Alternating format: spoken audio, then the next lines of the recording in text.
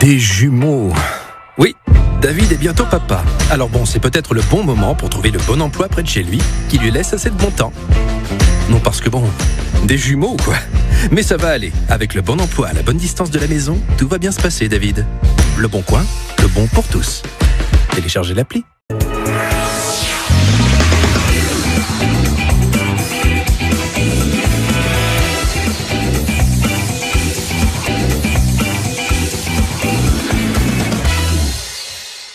Gérald Darmanin, bonjour. Bonjour Monsieur Bourdin.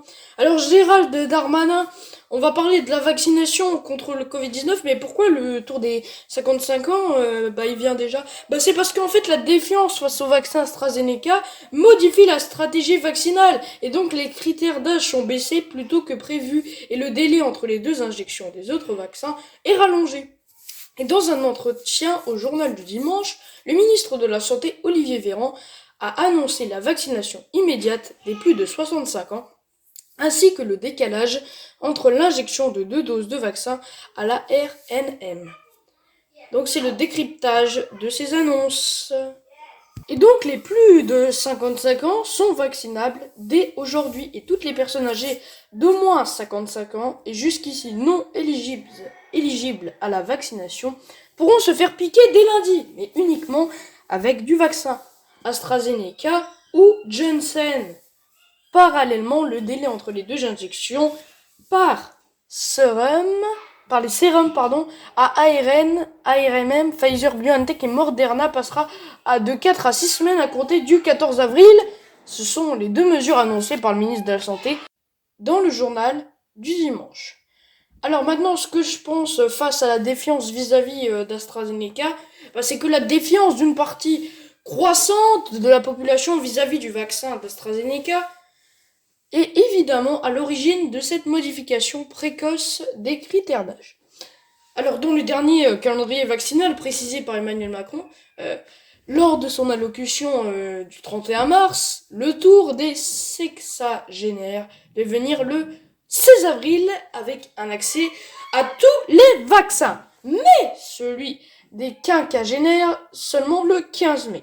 Alors, Jacques Bistoni, le président du syndicat de médecins MG France, n'est pas très surpris. Voici ce qu'il a dit. Nous avons une séance de dialogue avec le ministre de la Santé tous les vendredis. La question de l'avantage qu'il restait au vaccin AstraZeneca a été reposée. À partir du 15 avril, cela va devenir plus compliqué de convaincre les plus de 60 ans. Dans son avis du 18 mars, la Haute Autorité de Santé avait réservé le vaccin AstraZeneca aux plus de 55 ans. Et donc c'est ouvrir immédiatement la vaccination aux quelques 4 millions de 55-59 ans pour éviter de se retrouver avec des doses inutilisées sur les bras. Alors maintenant on va parler du vaccin Janssen. Alors aussi, les 200 000 premières doses de ce vaccin, utilisant la même technologie qu'AstraZeneca, arrivent en France dès cette semaine. C'est peu, mais les médecins et pharmaciens vont pouvoir commander un flacon de 5 doses qu'ils recevront la semaine prochaine. Donc c'est d'où l'ouverture immédiate aux plus de 55 ans. D'accord, Gérald Darmanin, j'ai bien compris ce que vous avez dit, mais pourquoi de 4 à 12 semaines? Parce qu'en fait, la décision de décaler de 3 Pfizer ou 4 Moderna à 6 semaines, c'est le délai en fait entre les deux doses de vaccin à l'ARNM pourra être appliqué sans consultation de la Haute Autorité de Santé. Enfin, elle avait préconisé ce délai de 6 semaines dans son avis du 23 janvier. Alors, le ministre de la Santé avait initialement préféré rester sur les préconisations des fabricants. Et enfin, il fait ce choix d'accélérer les premières doses, qui ne fait pas consensus, mais c'est un risque raisonnable. Alors, changeons de sujet. On va maintenant parler de la mort du prince Philippe. Alors, le prince Harry, déposé de ses titres militaires, apparaît sans uniforme comme son oncle. Alors les funérailles du prince Philippe auront lieu à la fin de la semaine prochaine, le 17 avril. Le prince Harry va devoir jouer contre la montre pour dire adieu à son grand-père.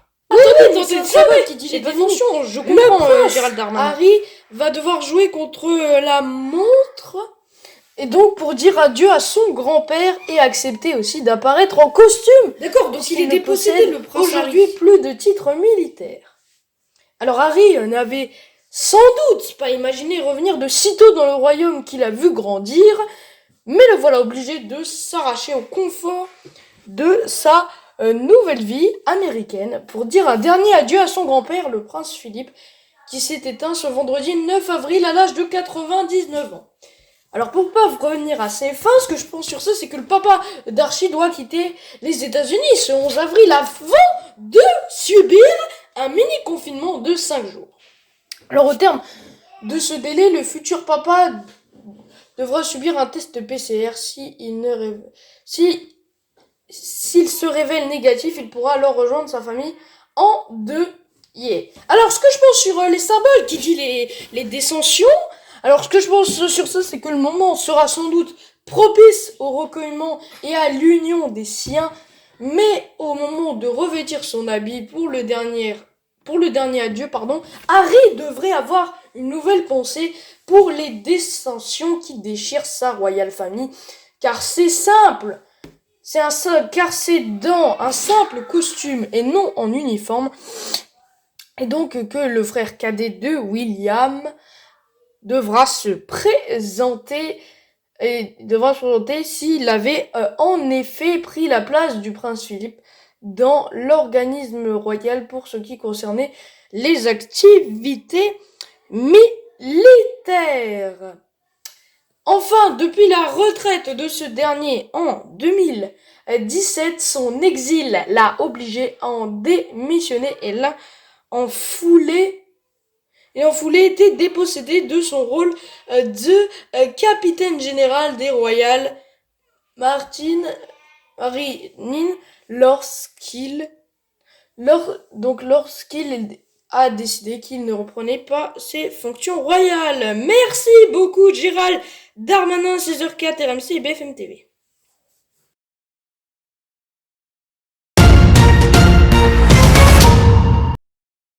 Un grand choix de cadeaux, en restant bien au chaud. Avec l'appli Showroom Privé, pourquoi donc se priver ? Jusqu'à moins 70% sur les grandes marques. Showroomprivé.com